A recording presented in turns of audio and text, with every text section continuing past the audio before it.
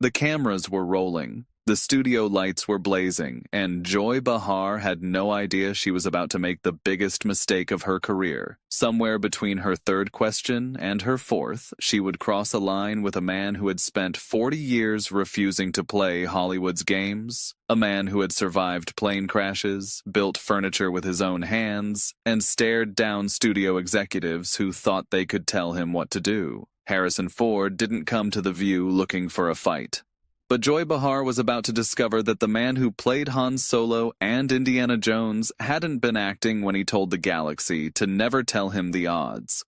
This is the story of 20 minutes that changed everything. Subscribe now and drop a comment, because what you're about to witness is a masterclass in what happens when arrogance meets authenticity. The View studio felt different that Friday morning, charged with an energy that the production staff couldn't quite name. Harrison Ford was the guest, and everyone who had ever watched one of his interviews knew that this could go any direction. He was famously unpredictable in press settings, charming one moment, cutting the next. The kind of man who had once responded to a journalist's question about his legacy by saying, "I'm a carpenter. I build things. Sometimes those things are movies." At 82 years old, Harrison Ford walked onto the set with the deliberate movements of a man who had earned every gray hair and every line on his weathered face. This was a man who had carved one of the most extraordinary careers in cinema history out of almost nothing. A man who had been a carpenter when his contemporaries were already stars, who had turned down roles that became classics because they didn't feel right, and had somehow still ended up in two of the most successful franchises ever made, not through calculation or ambition, but through a stubborn insistence on doing things his own way. The audience applauded warmly, though there was a tentativeness to it. Ford's reputation preceded him. He was not known for being easy, for giving the answers people expected, for playing the game that most celebrities played reflexively. He was known for building his own furniture, flying his own planes, and having absolutely zero patience for questions he considered stupid. He settled into the guest chair with a grunt that the microphones caught, nodding once to the hosts without the practiced smile that most guests deployed immediately. Whoopi greeted him with the respect of one industry survivor to another. Sarah Haynes seemed slightly intimidated. Robin Roberts leaned forward with professional curiosity. Joy Behar studied him with an expression that suggested she had already decided how this interview was going to go. "Harrison Ford, welcome to The View," Whoopi began. "It's an honor to have Indiana Jones himself sitting with us." "Thanks," Ford replied, his voice carrying that distinctive gravel. "Though I'm not him. I'm just the guy who wore the hat." The audience chuckled. It was a typical Ford deflection, humble on the surface but carrying an edge. Joy jumped in before anyone else could speak, but not with a question, with a statement. "You know, Harrison, I've been watching your interviews for years, decades actually, and I have to say, you always seem like you'd rather be anywhere else. Like doing press is some kind of punishment. Don't you think that's a bit ungrateful? All these fans who love you, and you can barely be bothered to crack a smile?" The observation was sharp and clearly designed to knock him off balance, but Ford simply turned his head slowly to look at her, his expression unchanged. "Is that a question or a diagnosis?" he asked. "It's an observation," Joy replied. "You've had one of the biggest careers in Hollywood history, and you act like it's all been some kind of burden. Some people would kill for what you've had." Ford was quiet for a moment. When he spoke, his voice was measured, but carried an undercurrent that made several crew members exchange nervous glances. "I've been doing this for 50 years. 50 years of interviews, premieres, photo shoots, press junkets, and in all that time, I've learned something. The work matters, the publicity doesn't. I show up and do the job because I'm a professional, but I'm not going to pretend that sitting in a chair answering the same questions I've answered 1,000 times before is my idea of a good time." "But that's part of the job," Joy pressed. "Connecting with fans, being accessible, showing some warmth." "Is it?" Ford's eyebrow raised slightly. "Or is that just what people have decided celebrities owe them? I made movies. People watched them or they didn't. That's the transaction. Everything else is noise." The bluntness seemed to catch Joy off guard, but she recovered quickly. Fine. Let's talk about the work then. You've played Han Solo and Indiana Jones for decades. Some critics say you've essentially been playing the same character your whole career. The grumpy, reluctant hero who doesn't want to be there. That's not exactly range, is it? Ford laughed, a short, dry sound that contained no warmth whatsoever. Same character? Have you actually watched my films, Joy? The Fugitive, Witness, The Mosquito Coast, Presumed Innocent, Regarding Henry. Those are all the same character to you? He shook his head slowly. I've played doctors, lawyers, cops, scientists, presidents. I've done comedy, drama, action, romance. But sure, if you only remember Han Solo and Indiana Jones, I suppose you could convince yourself that's all I've done. I'm not saying that's all you've done. I'm saying those are the roles people remember. And maybe there's a reason for that. The reason is that those films were enormous cultural phenomena, Ford replied evenly. Billions of people saw them. They became part of the cultural fabric. That's not a limitation of my range. That's a testament to the power of those stories. He leaned forward slightly. You know what's interesting, Joy? I've never heard Clint Eastwood criticized for playing tough guys. I've never heard John Wayne's legacy questioned because he made westerns. But somehow I'm supposed to apologize for being in two of the most successful franchises in film history? Joy's face had reddened slightly, but she pressed on. Let's talk about your personal life, then. You're married to Callista Flockhart. There's a significant age gap there, over 20 years, and you adopted a son together. Some people have wondered whether relationships like that are really about love or about something else. The studio went very quiet. This was personal territory, and Ford's expression shifted to something colder. I'm going to give you one chance to clarify what you mean by something else, he said. His voice was quiet but carried a warning that was impossible to miss. Joy seemed to realize she had stepped into dangerous territory, but pride prevented her from backing down. I'm just saying that Hollywood has a history of older men with younger women, and sometimes the motivations aren't purely romantic. Power dynamics, career considerations, image management. Stop. Ford's single word cut through the air like a blade. I'm not going to sit here and listen to you suggest that my wife married me for my career. Callista was already successful when we met. She didn't need anything from me.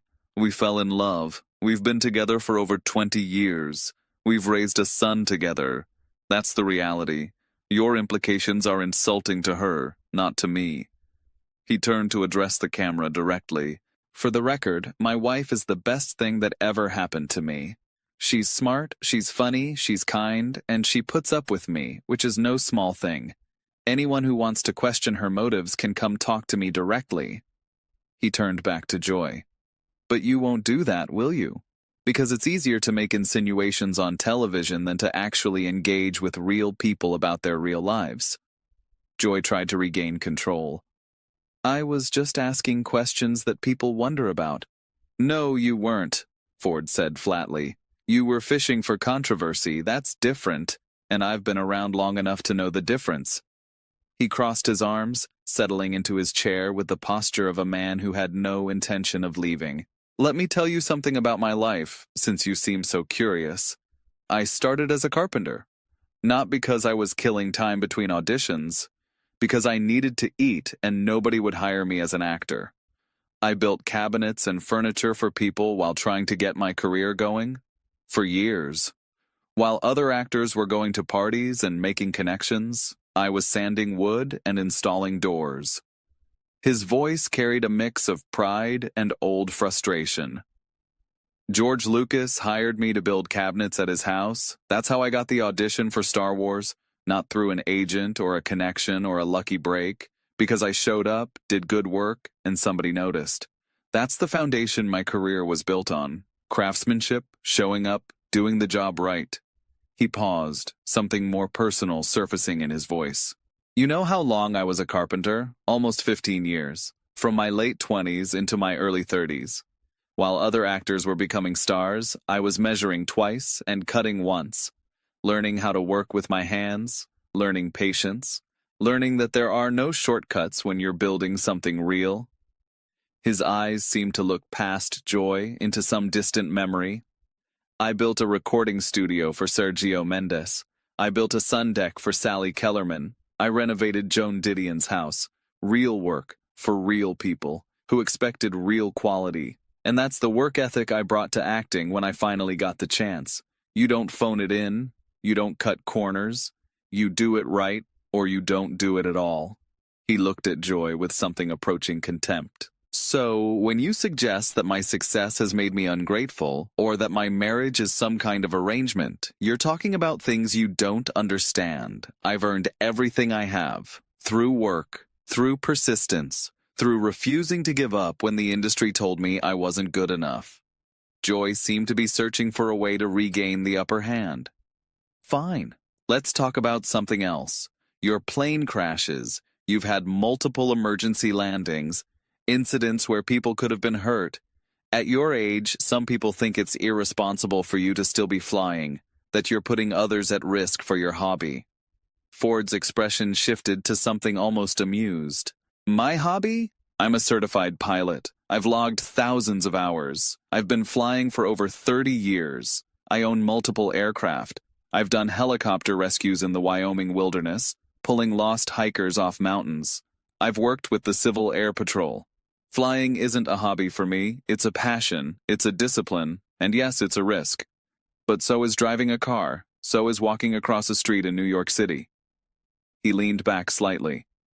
The incidents you're referring to were equipment malfunctions, not pilot error. They were investigated thoroughly by the FAA, and I was cleared of any wrongdoing. In fact, in at least one case, my emergency procedures were cited as exemplary. I landed a plane on a golf course when the engine failed and walked away. Most people would have crashed. I didn't, because I know what I'm doing. He paused. But you knew that, didn't you? You just wanted to ask the question in a way that made me look reckless. That's what this whole interview has been. Taking things out of context, implying things that aren't true, hoping I'll get angry enough to give you a soundbite. He uncrossed his arms and leaned forward. I'm not going to give you that. I've been doing this too long. I've dealt with people like you my entire career. People who think they can rattle me, get under my skin, make me say something I'll regret. It doesn't work. His voice dropped to something almost gentle, which somehow made it more devastating. You know what I've learned in 82 years? The people who try hardest to tear others down are usually the ones who have built the least themselves. It's easier to criticize than to create. Easier to question someone else's life than to examine your own. He looked around the studio, then back at Joy. I've built things. Movies, yes, but also actual things. With my hands. Furniture that people use every day. A ranch that I've worked for decades. A family that I love. A career that has lasted over half a century. What have you built, Joy, besides a reputation for making people uncomfortable? The question hung in the air. Joy's face was now fully red. I've had a successful career in television and comedy for decades, she said defensively. Have you? Ford's tone was almost curious.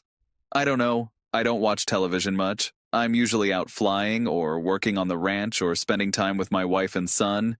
You know, actual life things. The dismissal was brutal in its casualness. Joy stood up abruptly. I don't have to sit here and be insulted. Then don't, Ford replied, not moving. I was invited here to do an interview. You're the one who decided it was going to be an interrogation. I'm just responding to what you've given me. This is my show, Joy said, her voice rising.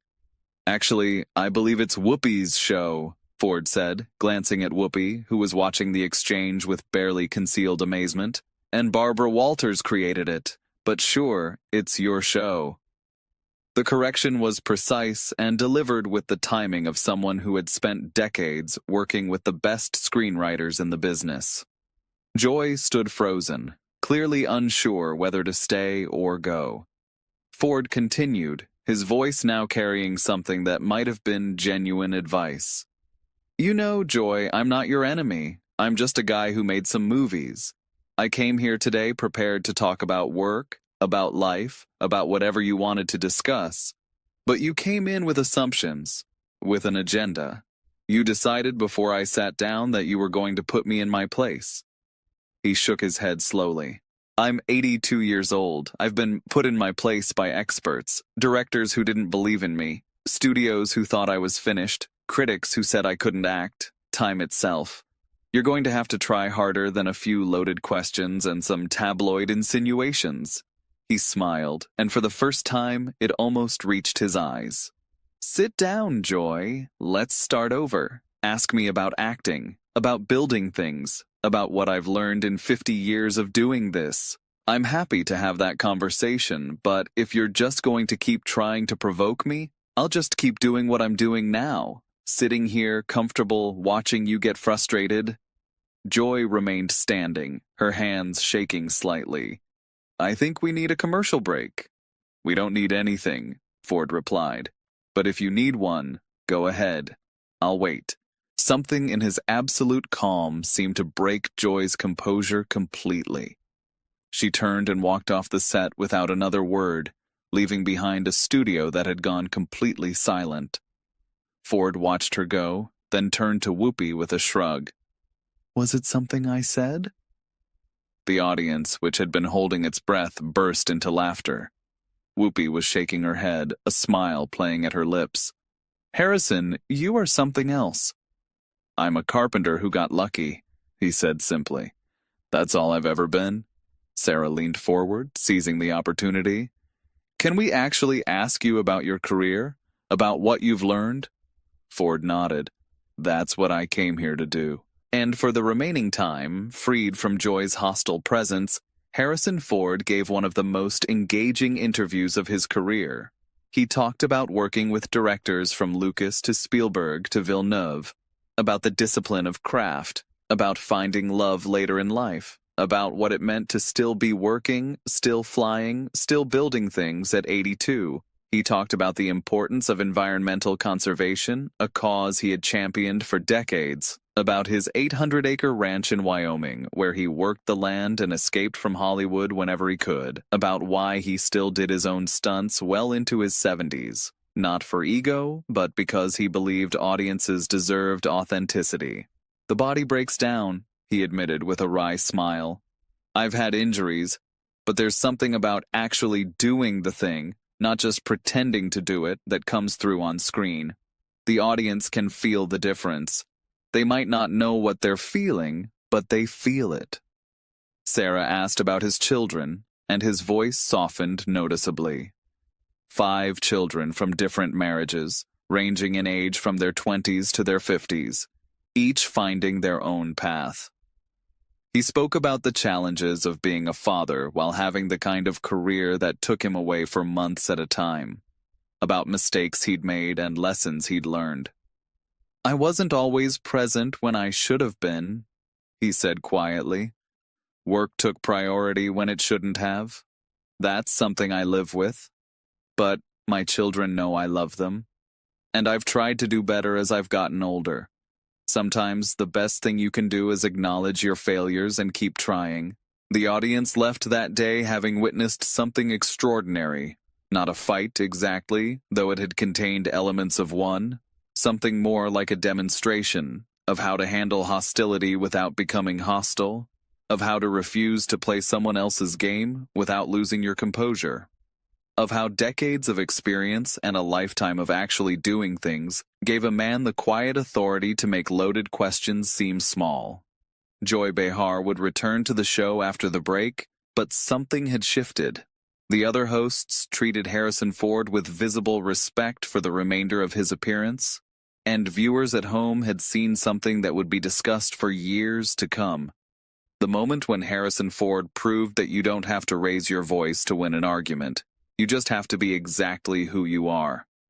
And if who you are is a carpenter who built a legendary career with his own hands, that's more than enough. For those who had grown up watching him swagger through cantinas as Han Solo, who had cheered as Indiana Jones outran boulders and faced down Nazis, who had been moved by his quieter performances in films like Witness and The Fugitive, there was something deeply satisfying about watching the man behind those characters. He was exactly what they had always hoped he would be. Direct, honest, unimpressed by fame, including his own. A working man who happened to have become one of the biggest movie stars in history. What do you think about this incredible confrontation? Did Joy Behar get what she deserved, or was Harrison Ford too harsh? Drop your thoughts in the comments below, and make sure to subscribe for more stories that will absolutely leave you speechless.